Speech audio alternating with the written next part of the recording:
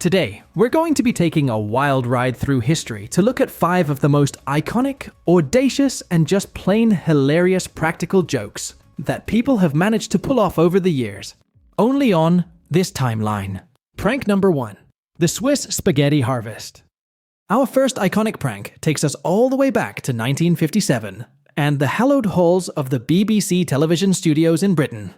See, back in those incredibly gullible times before the internet and mainstream cynicism, the general public was blissfully naive enough to believe just about anything that the teleputers told them.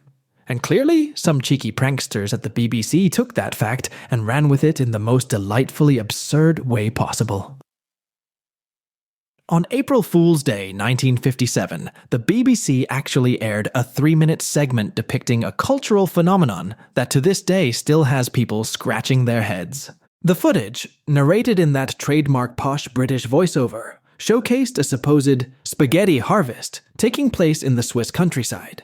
Yup, you heard me right. Farmers diligently plucking strands of spaghetti from trees and bushes to be processed and eventually end up on dinner plates. Of course, spaghetti doesn't actually grow on trees, or anywhere for that matter. It's just dried pasta dough. But apparently, logic and common sense were in short supply in 1950s Britain, because the BBC reportedly received a heap of calls from people asking how they could grow their own spaghetti tree. Wild!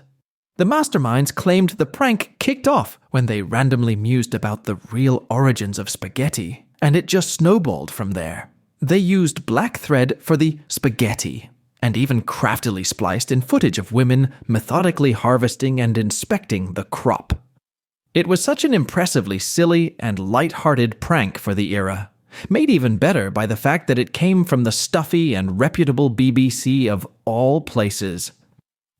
You can't help but admire the audacity and attention to detail, too, just for one beautifully bizarre April Fool's gag, an iconic media hoax that will surely spur spaghetti tree conspiracy theories for years to come. Prank number 2. The Toilet Snickers. Alright, enough about fake spaghetti farms. Let's move on to a prank that's a bit more crappy. Yeah, I went there. This next iconic joke comes to us from the wild world of Formula 1 racing back in 1976. The Surtees racing team was competing at the Brazilian Grand Prix that year, but their pit crew clearly had trolling on the mind just as much as trophies.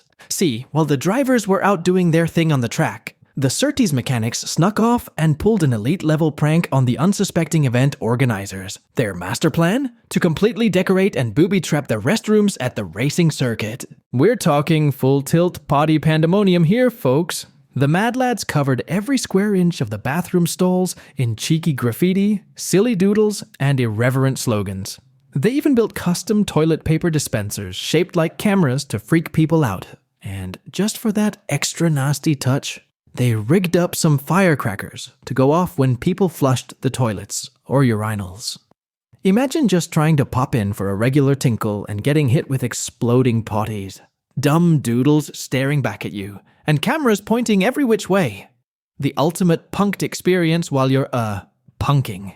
What a brilliantly juvenile yet intricate prank to pull off. Of course, event staff were less than amused when they discovered the absolute state of their bathrooms. But for petrolhead fans lucky enough to witness the toilet traps in action, it must have been an unforgettable intermission of utter chaos and laughter. The put-upon pranksters ended up having to scrub off all their handiwork, but their legacy of supremely silly shenanigans lives on. Prank number 3. The Brocken Spectre. Enough potty humor. Let's move on to a prank that's a bit more supernatural. Yeah, get ready for a tale of aerial trickery that blurs the line between natural phenomenon and straight-up sorcery. Our story begins in 1948, when a crew of cheeky RAF airmen were stationed near the Brocken mountain region of Germany. Now, this area is known for an incredibly trippy optical illusion called the Brocken Spectre. Basically, when the atmospheric conditions are just right, a person's shadow gets projected as a spooky, magnified silhouette onto any low-hanging clouds or mist. Very X-Files type of vibe. Well, these mischievous British flyboys evidently thought that wasn't quite weird enough on its own. So they decided to kick the freaky factor up a notch by convincing some hapless hikers that they were actually witnessing the archangel appearing before them via the Brocken Spectre. I'm talking full-on biblical deception here, folks. As the story goes, the pilots carefully positioned their aircraft to project their plane's shadow through the mist onto the clouds below at just the right angle. And to any hiker happening to look up at that exact moment, a gigantic, winged, shadowy figure, suddenly looming with an otherworldly angelic air. You just know some poor sap must have clutched their crucifix and thought Judgment Day had arrived.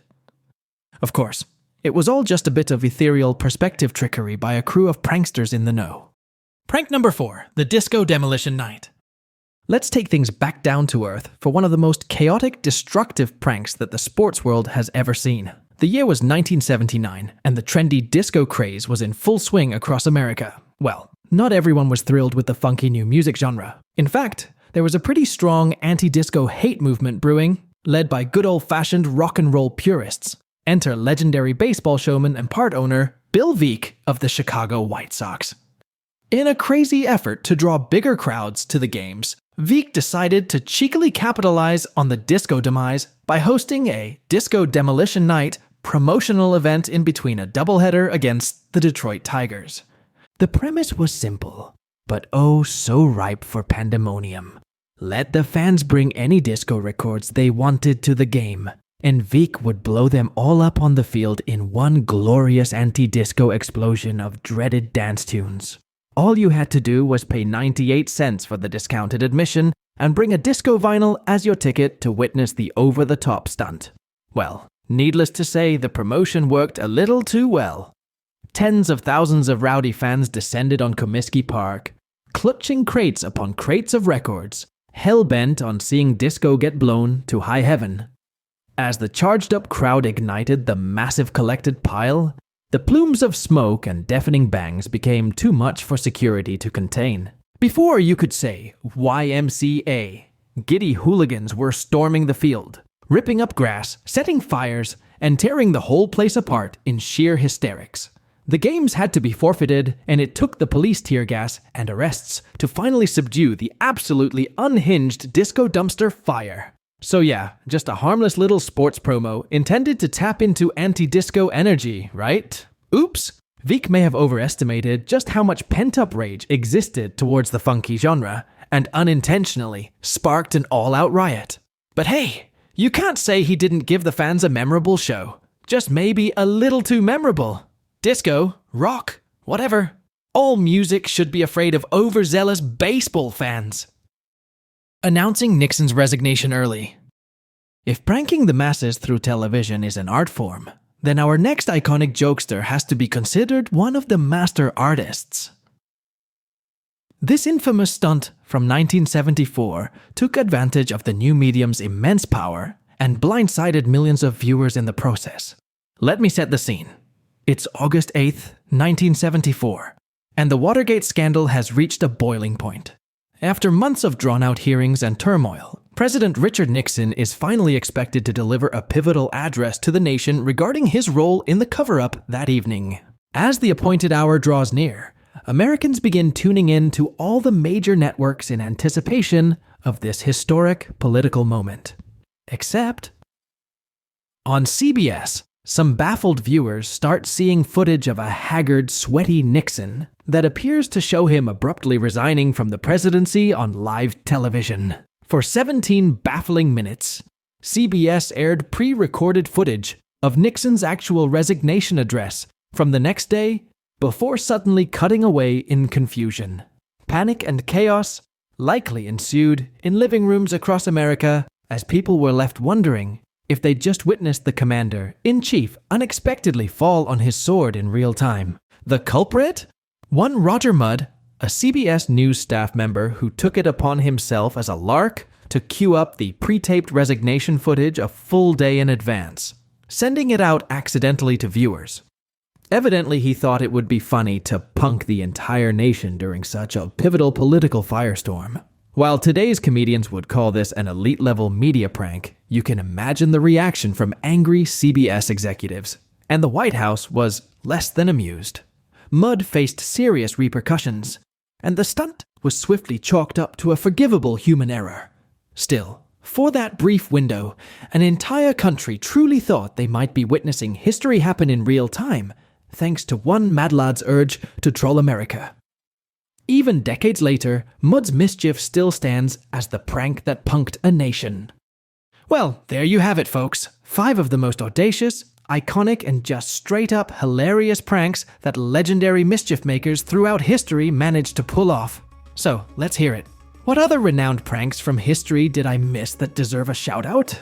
Or maybe you've got an amazing prank story of your own you'd like to share? Slide into those comments and let me know. While you're down there, be sure to wrestle with that like button and subscribe for more wildly entertaining historical hijinks and hilarity. I'll be back soon with another side-splitting saga.